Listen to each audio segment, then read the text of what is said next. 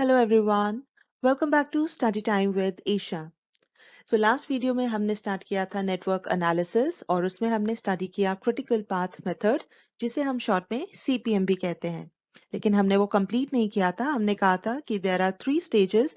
पहले में हम क्या करते हैं, शेड्यूलिंग करते हैं हमारी एक्टिविटीज की, राइट? तो शेड्यूलिंग द एक्टिविटीज में हम डिफरेंट टाइम्स कैलकुलेट करते हैं हमारी एक्टिविटीज के और उनको हम कैसे कैटेगराइज करते हैं, अर्लीस्ट एंड लेटेस्ट टाइम्स. ठीक है, और अर्लीस्ट टाइम्स और लेटेस्ट टाइम्स को भी फर्दर कैटेगराइज कैसे करते हैं, we have earliest start, earliest finish time. वैसे ही सेम वे में we have latest start and latest finish times. तो हमने डिफरेंट एक्टिविटीज के लिए ये सारे टाइम्स कैलकुलेट किए, राइट? फिर उसके बाद नेक्स्ट स्टेप में हमने किया था क्रिटिकल पाथ हमें डिटरमिन करना है कि जो हमने पूरी नेटवर्क डायग्राम बनाई है उसमें हमारा कौन सा क्रिटिकल पाथ है, उसमें कौन सी क्रिटिकल एक्टिविटीज हैं और उसी की हेल्प से, क्रिटिकल पाथ की हेल्प से ही हमें पता लगती है ड्यूरेशन ऑफ द प्रोजेक्ट, कि हमारा project what is the minimum time required to complete the project. ठीक है, तो हमने ये दो चीजें डिस्कस की थी, ड्यूरेशन ऑफ द प्रोजेक्ट. ठीक है, और फिर हमने कहा था कि तीसरा स्टेप जो हम आज डिस्कस करने वाले हैं वो हम क्या करते हैं, कैलकुलेशन ऑफ फ्लोट्स. ये बहुत ही इंपॉर्टेंट है क्योंकि हमें ये भी देखना होता है कि हमारे प्रोजेक्ट में कहीं पर कोई फ्लेक्सिबिलिटी अवेलेबल है, क्योंकि कई बार ऐसी कौन सी एक्टिविटीज हैं जहां पर हम थोड़ा सा एडजस्टमेंट कर सकते हैं, कभी थोड़ा सा डिले कर सकते हैं without affecting the overall duration of the project. तो यही फ्लेक्सिबिलिटी जो होती है उसे हम फ्लोट्स के टर्म्स में पढ़ते हैं. तो हमने आज ये दो स्टेप्स हम पिछली वीडियो में डिस्कस कर चुके हैं. तो इसीलिए आई रिक्वेस्ट कि आज की वीडियो पढ़ने से पहले, फ्लोट्स पढ़ने से पहले आप ये दो जो पिछले 2 पॉइंट्स हमने कवर किए हैं वो लास्ट वीडियो में एक बार जरूर अच्छे से पढ़ लें, राइट? तो चलिए फिर भी हम एक क्विक ओवरव्यू लेते हैं कि हमने लास्ट वीडियो में क्या क्वेश्चन किया था, क्योंकि सेम क्वेश्चन में ही अब हम ये फ्लोट्स की कैलकुलेशन करेंगे, राइट? तो ये था हमारा पुराना क्वेश्चन. हमने अभी क्या कहा कि हमने शेड्यूलिंग द एक्टिविटीज मतलब earliest start, earliest finish, latest start and latest finish times calculate किए थे और उसके अलावा हमने क्रिटिकल पाथ कैलकुलेट किया था, फाइंड आउट किया था और duration of the project find की थी, राइट? तो ये हमारी जो फाइनल नेटवर्क डायग्राम बनी थी वो ये थी. तो उसमें हमने क्या किया था, हमने कहा था कि एरो के ऊपर हम जैसे यहाँ पर दिखा देती हूँ, एक सपोज ये एक एक्टिविटी है तो एरो के ऊपर हम earliest start and earliest finish time लिखते हैं. एरो के नीचे हम लेटेस्ट टाइम्स मतलब latest start and latest finish times लिखते हैं. तो वो यहाँ पर आप देख सकते हो, जैसे सपोज एक्टिविटी ए को अगर हम देखते हैं तो ए के साथ ये जो नंबर लिखा है ये हमें ड्यूरेशन बताता है. जो हमने ब्रैकेट में लिखा है 0 और 2, ये हमें early start and earliest finish time बताता है. एरो के नीचे ये जो रेड में है 9, 11, ये हमें लेटेस्ट स्टार्ट और लेटेस्ट फिनिश टाइम्स बताते हैं. ठीक है, इसी तरीके से हर एक एक्टिविटी का जो अपना एरो है, हर एक एक्टिविटी में उस एरो के ऊपर हमने early start, earliest finish times, arrow के नीचे latest start and latest finish times mention किए हुए हैं. ठीक है, उसके अलावा क्रिटिकल पाथ, ये जो आप ग्रीन एरोस देख रहे हैं और नोड्स हैं 1, 3, 6, 8, ये पूरा हमने क्रिटिकल पाथ बताया था. This is the longest path. तो ये हमारा क्रिटिकल पाथ था और इसके ऊपर जितनी एक्टिविटीज हैं 1, 3, 3, 6 एंड 6, 8, मतलब कि एक्टिविटी बी, एफ एंड जे, ये तीनों एक्टिविटीज हमारी क्रिटिकल एक्टिविटीज हैं. ठीक है, तो हमने इसको ग्रीन एरो से हाईलाइट किया हुआ है, राइट? तो इतनी चीजें हमने पिछली वीडियो में डिस्कस की थी. अब आज हम पढ़ेंगे फ्लोट्स और हम क्या करेंगे, ये सारी इंफॉर्मेशन जो है ये सारी अब हम एंड में, अभी नहीं, एंड में हम एक टेबुलर फॉर्म में प्रेजेंट करेंगे ताकि टेबल को देखकर एक क्लैरिटी मिल जाती है कि हमारे पूरे नेटवर्क में क्या हो रहा है, कौन सी एक्टिविटीज हैं, उनकी क्या ड्यूरेशंस हैं, कौन सा क्रिटिकल पाथ है और उसके अलावा जो डिफरेंट टाइप्स ऑफ फ्लोट्स हैं वो सब हम एक टेबुलर फॉर्म में प्रेजेंट करेंगे. ठीक है, तो अब देखिए हमने थोड़ी सी इंफॉर्मेशन जितनी अभी तक कैलकुलेशन की है वो हमें देखिए कैसे टेबल में प्रेजेंट करनी है. देखिए ये हमने पूरा टेबल बना रखा है. इसमें हमने देखिए सबसे पहले कॉलम में वी हैव मेंशन्ड एक्टिविटी, फिर एक्टिविटी की ड्यूरेशन, फिर नेक्स्ट कॉलम्स में हम लिखेंगे अर्लीस्ट टाइम्स, जिसमें हम early start earliest finish time लिखेंगे, ES और EF से लिखा हुआ है। फिर उसके बाद लेटेस्ट टाइम्स है, जिसमें latest start and latest finish, LS and LF। और फिर लास्ट में हम फ्लोट्स कैलकुलेट करेंगे। ठीक है, तो फिलहाल ये वाली इंफॉर्मेशन हम कैसे लिख सकते हैं, देखिए हर एक एक्टिविटी की ड्यूरेशन देखते जाइए। एक्टिविटी 1-2 है A, उसकी ड्यूरेशन है 2। वैसे ही 1-3 है, तो 1-3 देखिए कहाँ पर है, दिस इज एक्टिविटी B, इसकी ड्यूरेशन है 7। 1-4 एक्टिविटी 1-4 की ड्यूरेशन है 8। ठीक है, तो इसी तरीके से हम जितनी भी एक्टिविटीज हैं उन सब की ड्यूरेशन हम लिख लेंगे। तो वो बनती है, आप भी साथ साथ चेक कर लीजिए, हम यहाँ वैल्यूज लिख देते हैं, यू कैन चेक आफ्टरवर्ड्स। 3, 6, 10, 3 7 की है 4, 4 6 की है 6, देन 2, 5 एंड 6। ठीक है, इसी तरीके से हमें अर्लीस्ट स्टार्ट और अर्लीस्ट फिनिश टाइम्स लिखने हैं। तो वो सिंपली आप क्या करें, अर्लीस्ट स्टार्ट अर्लीस्ट फिनिश एक साथ लिखें, क्योंकि एरो के ऊपर वाली जो वैल्यूज हैं वो हमें earliest start and earliest finish वाले टाइम बताएंगी। ठीक है, तो हम कैसे लिख सकते हैं, देखिए पहले में ए एक्टिविटी 1-2 एक्टिविटी का है 0 एंड 2, तो हम यहाँ लिख लेंगे 0 2। उसके बाद 1-3 है, तो 1-3 के लिए 0-7 है, हम यहाँ लिख लेंगे 0-7। ठीक है, फिर 1-4 के लिए है 0 एंड 8। ठीक है, तो हम यहाँ लिख लेंगे 0-8। इसी तरीके से हमें सारी जितनी भी एक्टिविटीज हैं उनकी वैल्यूज लिख लेनी है। ठीक है, तो हम जैसे यहाँ लिख लेते हैं 2, 5, उसके बाद है 7, 13, देन वी हैव 7, 17। कहीं पर कोई गड़बड़ हो तो आप भी साथ साथ डायग्राम देखिए, वैल्यूज लिखते जाइए, और कहीं पर कहीं करेक्शन होती है अगर, तो आप मुझे भी जरूर बताइए। ठीक है, तो यहाँ पर हम वैल्यूज लिख लेते हैं 8, 14, then we have 13, 15 for activity 5, 7, right. उसके बाद है 17, 22, और लास्ट में एक्टिविटी 7, 8, इसका है 15, 21। ठीक है, तो इस तरीके से हमें ये टाइम्स लिख लेने हैं टेबल में। ठीक है, उसके बाद फिर लेटेस्ट वाले टाइम्स देखिए, ये एरो के नीचे देखना है। तो पहली एक्टिविटी है 1-2, उसका है 9-11। ठीक है, तो हम यहाँ लिख लेंगे लेटेस्ट टाइम्स में 9-11। उसके बाद देन वी हैव 9-11 के बाद we have 0-7, then we have 3-11, then 11, 14, then we have 8, 14, then 7, 17, 12, 16, then for activity 4, 6 we have 11, 17, 14, 16, 17, 22, और ये लास्ट वाली एक्टिविटी 16, 22। ठीक है, तो ये तो हमने जो भी पहले लास्ट वीडियो में क्वेश्चन किया था, ये हमने उसकी सारी इंफॉर्मेशन टेबल में प्रेजेंट कर ली है। ठीक है, अब हमें आज की वीडियो में डिस्कस करना है फ्लोट्स। तो फ्लोट्स क्या कहा हमने, फ्लोट्स हमारे होते हैं बेसिकली हमारे पास क्या फ्लेक्सिबिलिटी अवेलेबल है। ठीक है, और हमारे पास 4 डिफरेंट टाइप्स के फ्लोट्स होते हैं।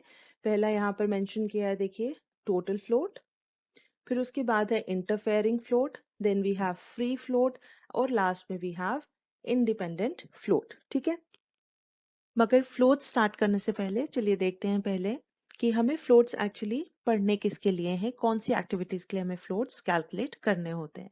तो देखिए जैसे ये डायग्राम फिर से यहाँ पर दिखाई है, तो अगर हम क्रिटिकल एक्टिविटीज की बात करें, ये जो हमारी क्रिटिकल पाथ पर है 1, 3, 6, 8 हमारा क्रिटिकल पाथ था, और इस पे हमारी कौन सी एक्टिविटीज हैं 1, 3, 3, 6 एंड 6, 8।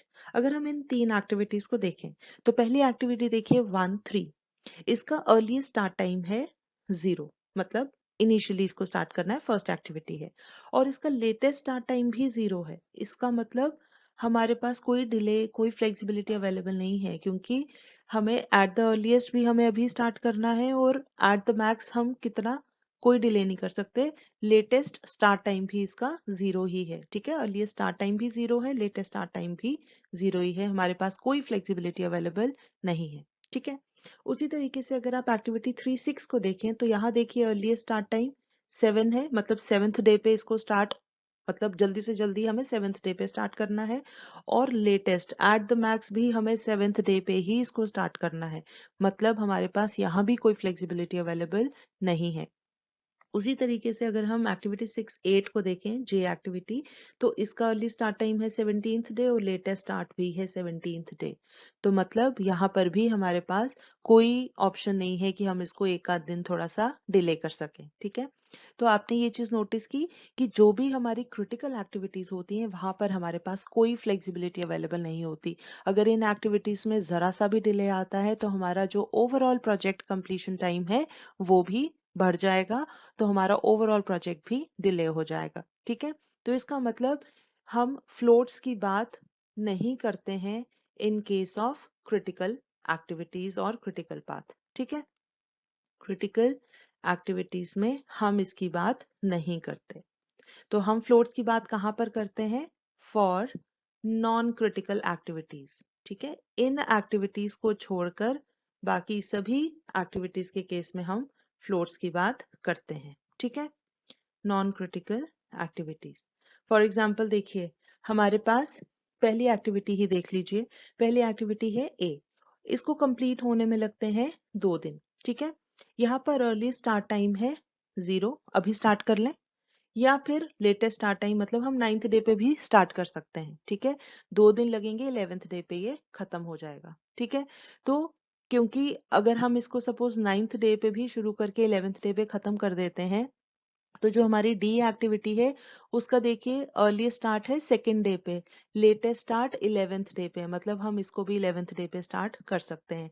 तो इसका मतलब अगर पहली वाली एक्टिविटी 11th डे पे खत्म होती है तो भी सेकंड वाली स्टार्ट हो जाएगी टाइम से, तो हमारा प्रोजेक्ट का पूरे कंप्लीशन टाइम पे इफेक्ट नहीं पड़ेगा। मतलब ए एक्टिविटी में हमारे पास थोड़ी बहुत फ्लेक्सिबिलिटी अवेलेबल है। ठीक है, ये हमारी नॉन क्रिटिकल एक्टिविटी है। तो कहने का मतलब ये है कि अभी हम यहाँ टाइप्स की बात नहीं कर रहे क्योंकि डिफरेंट टाइप्स ऑफ फ्लोट्स होते हैं। यहाँ पर सिर्फ हम ये बात कर रहे हैं कि क्रिटिकल एक्टिविटीज के लिए we don't talk of floats, but in case of non critical activities हम कैलकुलेशन करते हैं फ्लोट्स की। ठीक है, तो चलिए, अब हमने क्या कहा, हमें 4 टाइप्स के फ्लोट्स करने हैं, तो आपको एक सीक्वेंस में ही याद करने हैं। थोड़ा सा भी अगर ऊपर नीचे हो गया, अगर आपने सीक्वेंस गड़बड़ कर दी, तो हो सकता है आपको उनके कॉन्सेप्ट में और फॉर्मूले में थोड़ी सी कंफ्यूजन हो जाए। ठीक है, तो आपको कैसे याद रखना है? सबसे पहले हम बात करेंगे टोटल फ्लोट की, उसके बाद हम बात करेंगे इंटरफेयरिंग फ्लोट की। ठीक है, फिर उसके बाद हम बात करेंगे फ्री फ्लोट की, और लास्ट में हम बात करेंगे इंडिपेंडेंट फ्लोट की। ठीक है, तो ये 4 फ्लोट्स आपको सीक्वेंस में याद रखने हैं। ठीक है, तो चलिए हम स्टार्ट करते हैं। सबसे पहला float, that is total float.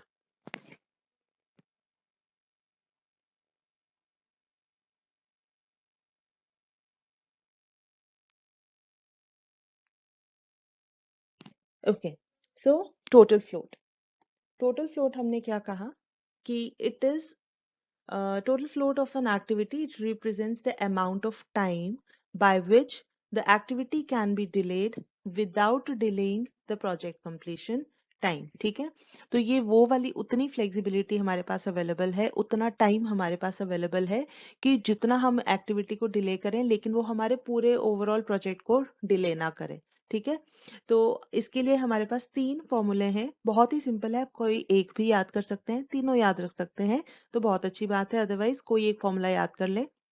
तो क्या फॉर्मूला है? Total float is equal to latest finish time minus earliest finish time. मतलब जैसे इस डायग्राम में देख लो, ए एक्टिविटी में देखिए, दिस इज लेटेस्ट फिनिश, ये है latest start, sorry earliest finish. ठीक है, तो या तो आप लेटेस्ट फिनिश में से अर्लीस्ट फिनिश माइनस कर लो, या फिर लेटेस्ट स्टार्ट में से अर्लीस्ट स्टार्ट माइनस कर लो। ठीक है, इस तरीके से एरोज लगा के याद रखोगे तो इजी हो जाता है याद करना। ठीक है, या फिर इसको इस तरीके से मैं थोड़ा यहाँ बड़ा करके दिखा देती हूँ।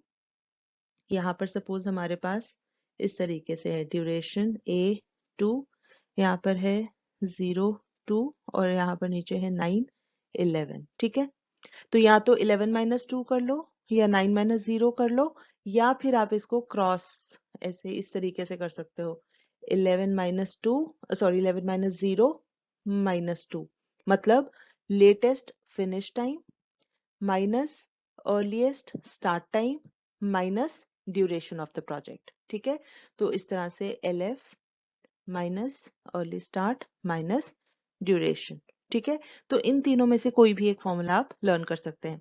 तो यहाँ पर एक एग्जांपल देखते हैं। फॉर एग्जांपल हम बात करते हैं एक्टिविटी 1 2 की। ठीक है, तो यहाँ पर हमारे पास टोटल फ्लोट कैसे कैलकुलेट होगा? Total float is equal to latest finish है 11 माइनस अर्लीस्ट फिनिश है 2, दिस इज इक्वल टू 9। ठीक है, अगर हम दूसरा फॉर्मूला लगाएं latest start time minus earliest start time, तो लेटेस्ट स्टार्ट है 9 माइनस अर्लीस्ट स्टार्ट है 0, अगेन 9। और अगर हम तीसरा फॉर्मूला लगाते हैं तो हमारे पास है latest finish time 11 minus earliest start time 0 और माइनस ड्यूरेशन है 2, तो 11 माइनस 2 अगेन 9। तो तीनों से हमें सेम आंसर मिला है, तो आप कोई एक फॉर्मूला लर्न कर सकते हैं। तो यहाँ कहने का मतलब ये है कि हमारे पास 9 डेज से अगर हम डिले करें पहली एक्टिविटी को, रिमेनिंग मतलब बाकियों में कोई चेंज नहीं होना चाहिए फिर। ठीक है, तो without affecting other activities, rest of the activities remaining the same as before, remaining constant. तो अगर हम पहली एक्टिविटी में इतना डिले करते हैं तो हमारे ओवरऑल प्रोजेक्ट को उसके कंप्लीशन टाइम में फर्क नहीं पड़ेगा। ठीक है, तो कहने का मतलब ये है कि ऐसा नहीं है कि हम एक एक्टिविटी के फ्लोट कैलकुलेट कर लेंगे और बाकी का कुछ भी चलेगा। हमें हमेशा मतलब हम ये जो फ्लोट्स हैं we can not calculate the total float of activities independently of other activities. ठीक है, हमें बाकियों का भी ध्यान रखना है। तो कई बार होता है कि हमने पूरी फ्लेक्सिबिलिटी एक को दे दी तो फिर हो सकता है अगली को बिल्कुल भी फ्लेक्सिबिलिटी ना दे पाए। ठीक है, तो हमें हमेशा बाकियों को ध्यान में रखते हुए, बाकी टाइप्स ऑफ फ्लोट्स को ध्यान में रखते हुए, बाकी एक्टिविटीज को ध्यान में रखते हुए हमें देखना है कि किस एक्टिविटी का कितना फ्लोट है। ठीक है, तो यही 2 पॉइंट्स यहाँ पर हमें ध्यान में रखने हैं। तो वो क्या पॉइंट्स है?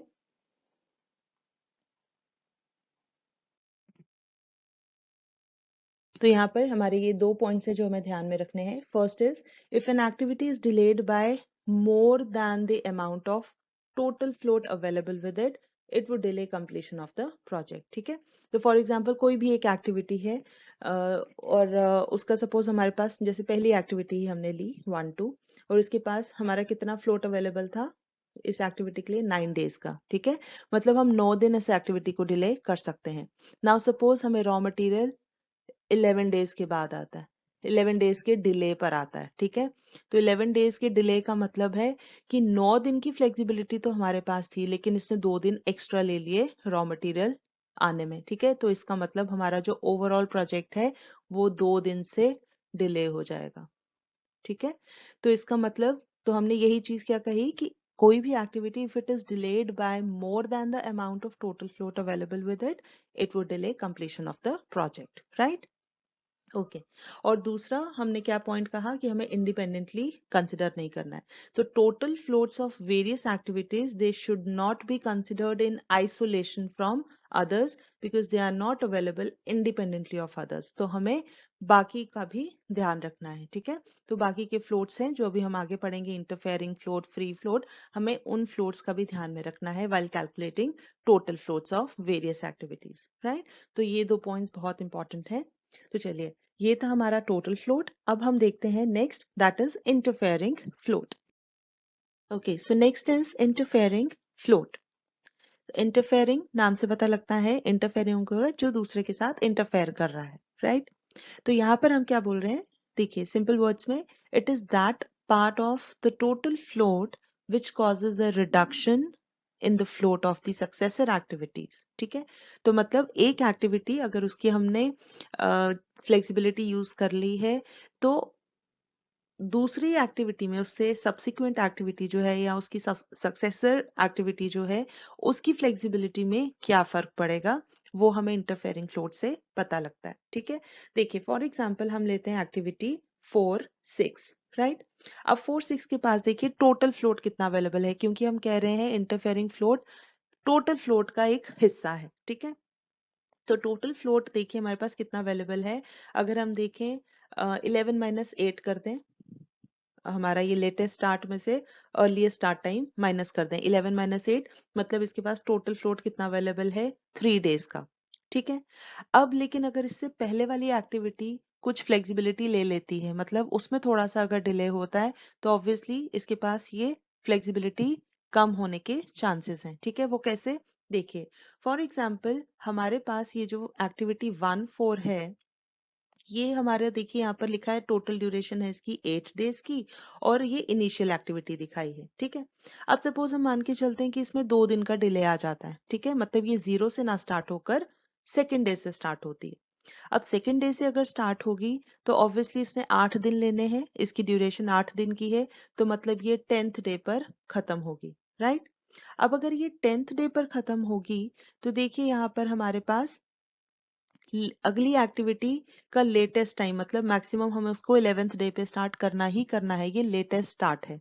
ठीक है, तो अगर ये 10th डे पर खत्म हुई और इसको 11th डे पे हमें स्टार्ट करना ही करना है, तो इसका मतलब हमारे पास एक ही दिन की फ्लेक्सिबिलिटी बची ना, एक्टिविटी 4-6 के पास। तो क्योंकि कहने का मतलब ये है कि हमारे पास ये जो एक्टिविटी 1-4 है, इसने क्योंकि अपना डिले ले लिया, इनिशियल 0 डे से स्टार्ट करने की बजाय उसने सेकेंड डे से स्टार्ट किया, तो उसकी वजह से क्या हुआ, जो उसकी अगली एक्टिविटी थी जिसके पास 3 दिन का फ्लेक्सिबिलिटी अवेलेबल थी, उसके पास एक ही दिन की फ्लेक्सिबिलिटी बची। ठीक है, तो इसका मतलब पहले वाली 1-4 एक्टिविटी की फ्लेक्सिबिलिटी ने, फ्लोट ने दूसरे के फ्लोट को इफेक्ट किया, उसके फ्लोट के साथ इंटरफेयर किया। ठीक है, इतना समझ आ गया? चलिए, अब क्या करते हैं, इसी चीज को हम एक फॉर्मूले की हेल्प से, क्योंकि हर बार ये कॉन्सेप्ट लगाना हर एक्टिविटी के लिए तो कैलकुलेशंस में बहुत टाइम लग जाएगा, तो उसके लिए हम इजी वे आउट क्या रखते हैं, ये एक फॉर्मूला है इंटरफेयरिंग फ्लोट के लिए। तो हमें कैसे कैलकुलेट करना होता है, थोड़ा सा इसको सिंपल करके लिखते हैं। Maximum of latest finish time minus earliest start time of the following activity, ये डिफरेंस लेना है, या फिर और 0। ठीक है, इन दोनों में से जो बड़ी वैल्यू होगी, मैक्सिमम ऑफ दीज टू, वो हमें चूज करना है। ठीक है, तो कहने का मतलब ये है कि सपोज ये L F minus E S को कैलकुलेट करके 2 आता है, तो 2 और 0, 2 बड़ा है ना, तो हम इंटरफेयरिंग फ्लोट की वैल्यू 2 लेंगे। कई बार ये नेगेटिव भी आ जाता है, सपोज इसको माइनस करने पर -1 आता है, तो -1 और 0, इनमें से मैक्सिमम कौन सा है, 0, तो इस केस में हम इंटरफेयरिंग फ्लोट की वैल्यू 0 लेंगे। ठीक है, तो इस तरीके से हमें हर एक एक्टिविटी के लिए ये कैलकुलेट करना है। ठीक है, चलिए एक छोटी सी एग्जाम्पल इसमें और देख लेते हैं। देखिए, फॉर एग्जाम्पल हम लेते हैं एक्टिविटी 2-5। ठीक है, अगर हम इसको कंसिडर करें, तो इसका देखिए लेटेस्ट फिनिश टाइम जो है वो है 14th डे। राइट, और इससे आगे वाली जो एक्टिविटी है 5-7, जो इसकी सक्सेसर, क्योंकि हम क्या कह रहे हैं, ये अगली एक्टिविटी की फ्लेक्सिबिलिटी के साथ इंटरफेयर करता है। ठीक है, तो 2-5 का सक्सेसर एक्टिविटी है 5-7, हम बात कर रहे हैं एक्टिविटी 2-5 की, और इसका सक्सेसर है 5-7। ठीक है, अब 2-5 का जो लेटेस्ट फिनिश टाइम है वो है 14th डे, और दूसरी एक्टिविटी का अर्लीस्ट स्टार्ट टाइम है 13th डे। ठीक है, तो देखिए, अब हमारे पास जो एक्टिविटी 2-5 है उसके पास टोटल फ्लोट कितना अवेलेबल है, 14-5 कर लो या 11-2 कर लो, हमारे पास यहाँ पर 9 डेज का टोटल फ्लोट अवेलेबल है। ठीक है, अब अगर इसने ये पूरा फ्लोट ले लिया सपोज, तो पूरा फ्लोट लेने का मतलब है ये सेकेंड डे पर ना स्टार्ट होकर 2+9 11th डे पे स्टार्ट हुई, तो अगर 11th डे पे स्टार्ट हुई तो 3 दिन इसकी ड्यूरेशन है, 11+3 14th डे पे इसने खत्म होना है। ठीक है, और अगर ये पूरा फ्लोट ले लेती है अपना, तो 14th डे पे ये खत्म होगी, और अगली वाली एक्टिविटी 5-7 के पास लेटेस्ट स्टार्ट टाइम है 14th डे पे, उसको स्टार्ट किसी भी हालत में होना ही होना है। ठीक है, तो इसका मतलब इसके पास कोई फ्लेक्सिबिलिटी नहीं बची। राइट, अब 9 में से सपोज ये 8 ही दिन का फ्लेक्सिबिलिटी लेता, ये जो 2-5 है, तो 8 दिन की फ्लेक्सिबिलिटी लेने का मतलब है कि इसने फिर 14 की बजाय ये 13th डे पे खत्म हो जाता, तो अगले के पास फिर एक दिन की फ्लेक्सिबिलिटी आ जाती, क्योंकि वो लेटेस्ट स्टार्ट उसका 14th डे हो सकता है। ठीक है, तो इसका मतलब ये जो 1 एक दिन का है ना, this is the interfering float of 2-5। ठीक है, तो इतना आप अगर नहीं, इतना आपको थोड़ा कंफ्यूजन लगता है ये पूरा कॉन्सेप्ट समझने में, तो आप सिंपली ये फॉर्मूला थोड़ा सा रट लीजिए, इससे आपको काफी हेल्प हो जाएगी। ठीक है, तो आप क्या लेकर चलिए, you have to take maximum of these two, किन दोनों में से या तो 0 आ जाए या फिर latest finish time minus earliest start time of the following activity. जिस एक्टिविटी का आपको कैलकुलेट करना है इंटरफेयरिंग फ्लोट, उसका लेटेस्ट फिनिश टाइम लेना है, ठीक है, और उससे अगली वाली एक्टिविटी का अर्लीस्ट स्टार्ट टाइम लेना है, तभी यहाँ पर नीचे लिखा ऑफ द फॉलोइंग एक्टिविटी, ठीक है। I hope this is clear. तो इस तरीके से इंटरफेयरिंग फ्लोट कैलकुलेट करना है for all the activities, right. चलिए अब बढ़ते हैं नेक्स्ट फ्लोट की तरफ, that is free float. So it is that part of the total float which can be used without affecting the float of the succeeding activities. देखिए सबसे पहले हमने क्या कहा था, टोटल फ्लोट। टोटल फ्लोट होता है एक एक्टिविटी के पास टोटल फ्लेक्सिबिलिटी कितनी अवेलेबल है without affecting the overall project completion time, right. उसके बाद हमने कहा इंटरफेयरिंग फ्लोट। तो इंटरफेयरिंग फ्लोट जो होता है वो टोटल फ्लोट का ही एक पार्ट होता है।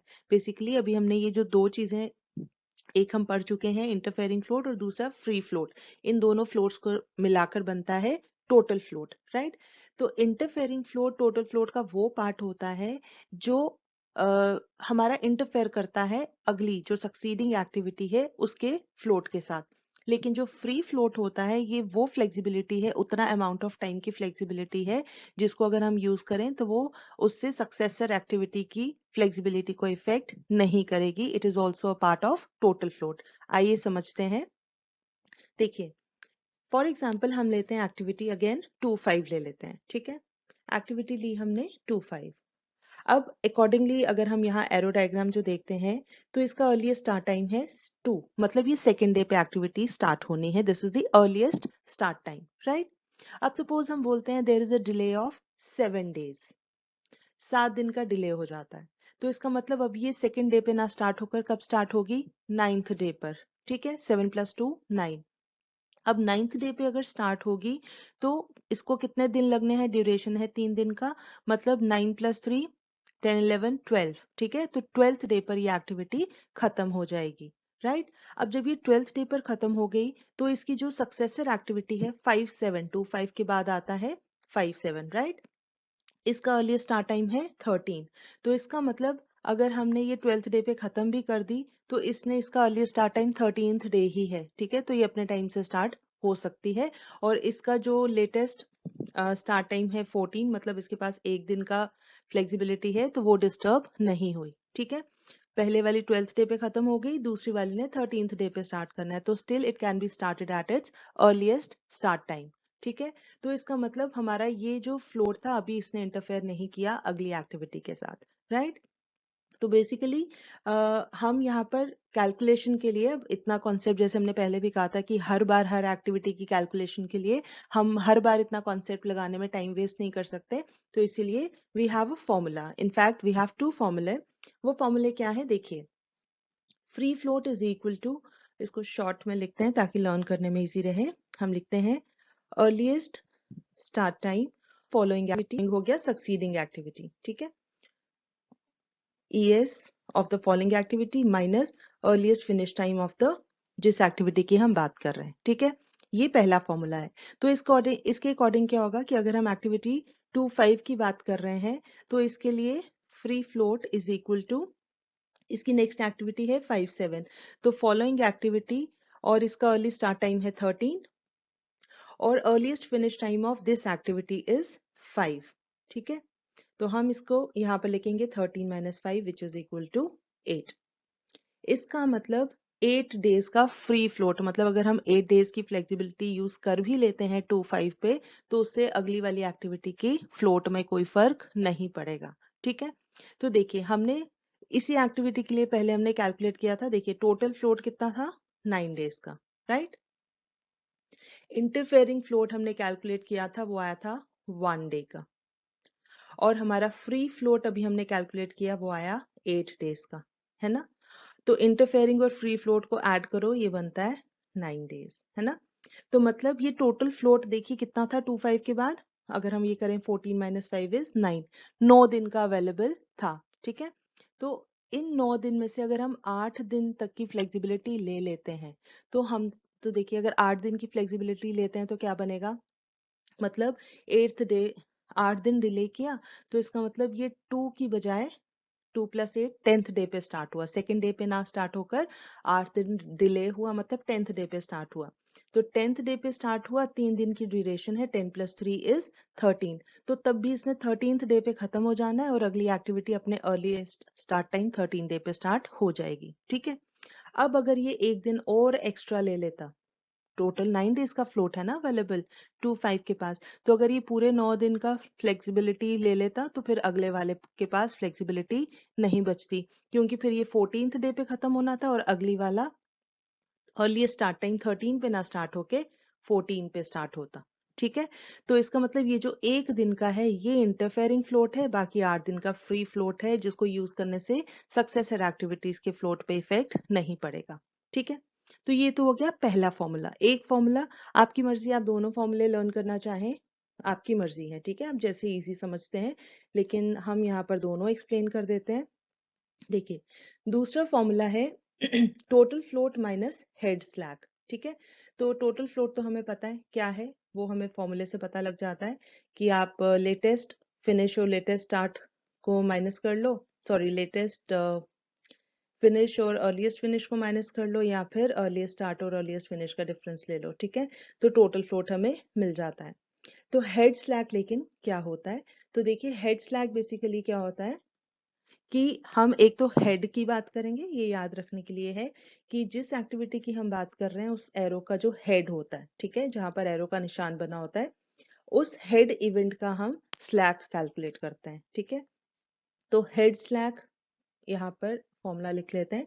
हेड स्लैक जो होता है, it is the difference between earliest difference between earliest and latest event times, event times. ठीक है, earliest and latest event times. अब हम इवेंट की बात कर रहे हैं। ठीक है, तो अगर हम एक्टिविटी 2.5 की बात कर रहे हैं, एक्टिविटी 2.5 मतलब ये ऐसे लिखेंगे। ठीक है, तो हम हेड स्लैक बोल रहे हैं, तो इस एक्टिविटी 2.5 के लिए हेड वाला पार्ट है ये 5। ठीक है, तो इस हेड पर इसके आगे हम देखेंगे कौन सी एक्टिविटी है। ठीक है, और उसका earliest and latest event time लेना है। इवेंट कौन सा है, 5। इसका मतलब 5 के पास जो अर्लीस्ट और लेटेस्ट वाली वैल्यू है। ठीक है, तो वो कौन सी होती है, earliest start and latest start. Right, तो इसका मतलब अब हमने यहाँ पर हम किसकी बात करेंगे, हम पहले वाले टिक हटा देते हैं ताकि कंफ्यूजन ना हो। तो जब हम एक्टिविटी 2.5 की बात कर रहे हैं तो उसका हेड है ये 5, और इस हेड पर earliest start and latest start वाली वैल्यूज हैं। तो अगर हम बोलेंगे ये 15 16, तो ये नेक्स्ट वाले की साइड आ जाती हैं। ठीक है, तो एकदम इस इवेंट के इमीडिएटली पास जो वैल्यूज हैं 13 और 14 हमने वो कंसिडर करनी है, इन दोनों का डिफरेंस लेना है। ठीक है, तो ये हेड स्लैक कितना आ जाएगा इसके according, 14 minus 13 is equal to 1। ठीक है, और टोटल फ्लोट हमने क्या कहा था एक्टिविटी 2.5 का कितना है, 14 minus 5 is 9, 9 minus head slack है 1 इज इक्वल टू 8। तो अगेन हमें कितना मिल गया, फ्री फ्लोट 8 डेज का। ठीक है, तो दोनों फॉर्मूले से आपको सेम वैल्यू मिलेगी। आपको जो इजी लगता है याद रखना आप वो याद रख सकते हैं। ठीक है, तो चलिए, तो ये था फ्री फ्लोट। फ्री फ्लोट हम एक बार फिर से बता दें क्या होता है, ये टोटल फ्लोट का वो पार्ट है जिसको हम यूज कर सकते हैं, इस फ्लेक्सिबिलिटी को हम यूज कर सकते हैं without affecting the float of succeeding activity, right, succeeding or following activity. So this is free float. अब बच गया है एक लास्ट हमारा independent float, तो आइए देखते हैं। Okay, so next is independent float. तो अभी तक हमने बात की टोटल फ्लोट की एक एक्टिविटी का, फिर उसके बाद हमने बात की इंटरफेयरिंग और फ्री फ्लोट की, मतलब वो फ्लोट जो कि हमारी सक्सीडिंग एक्टिविटीज के फ्लोट को इफेक्ट करता है या नहीं करता है। ठीक है, अब हम बात करेंगे दोनों प्रिसीडिंग एंड सक्सीडिंग एक्टिविटीज की। तो independent float amount, it is that amount of float time which can be used without affecting either the head or tail events। मतलब हम अगर एक एक्टिविटी का इंडिपेंडेंट फ्लोट कैलकुलेट कर रहे हैं तो ये वो फ्लोट टाइम होता है जो ना तो प्रीवियस एक्टिविटी के फ्लोट को इफेक्ट करता है और ना ही सक्सीडिंग एक्टिविटी के फ्लोट को इफेक्ट करता है। ठीक है, तो कहने का मतलब ये है कि अगर हम सपोज एक्टिविटी 2.5 की बात कर रहे हैं तो ये इसका वो फ्लोट जो कि हमारी पिछली एक्टिविटी अपना पूरा टाइम ले ले, मतलब अगर वो लेटेस्ट टाइम लेकर भी फिनिश होती है, 11th डे पे भी फिनिश होती है और अगली वाली एक्टिविटी अपने अर्लीस्ट पे भी स्टार्ट हो जाती है।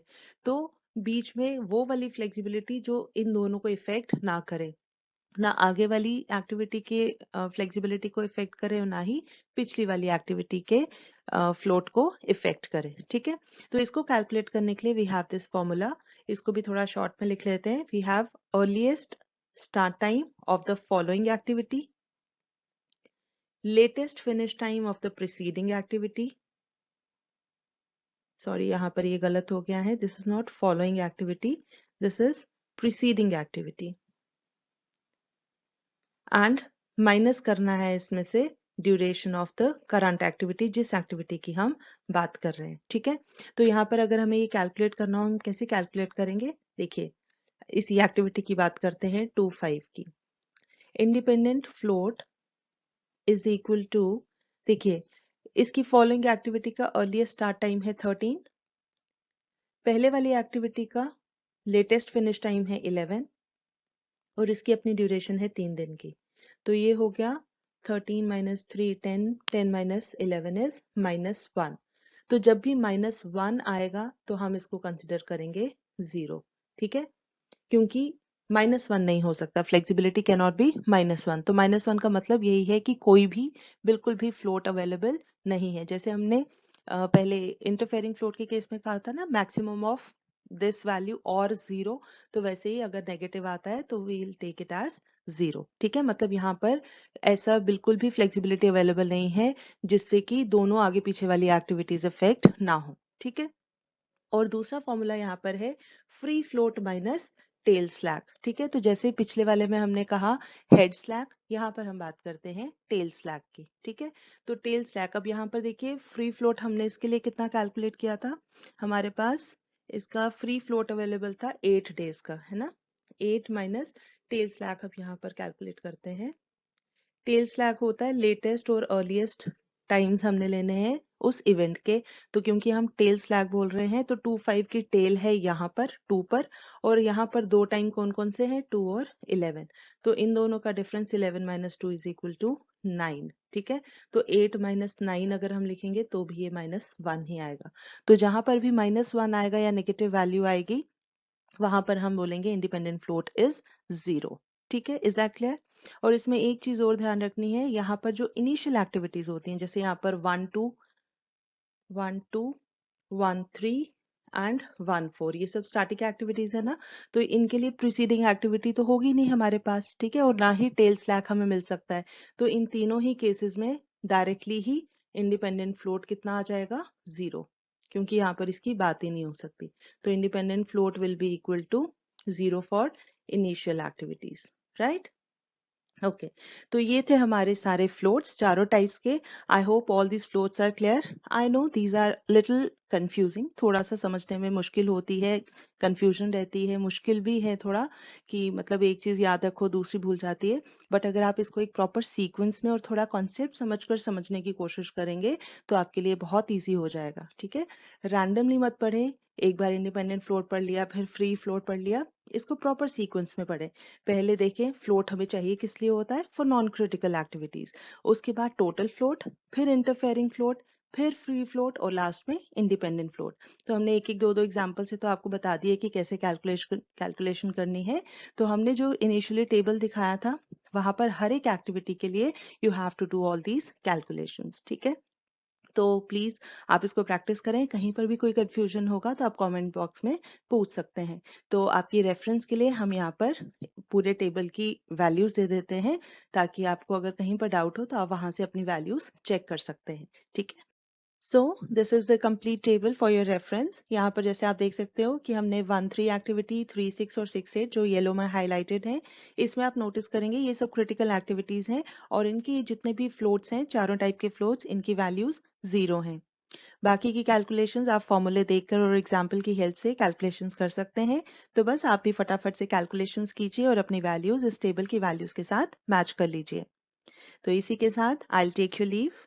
मगर जाने से पहले अगर आपको ये वीडियो पसंद आई हो तो इसे लाइक ज़रूर करें, अपने जानने वालों के साथ ज़्यादा से ज़्यादा शेयर करें और हाँ, अगर आपने अभी तक इस चैनल को सब्सक्राइब नहीं किया है तो प्लीज़ इसे सब्सक्राइब ज़रूर करें। हम जल्दी हाजिर होंगे एक नए कॉन्सेप्ट के साथ, तब तक के लिए टेक केयर, बाय बाय।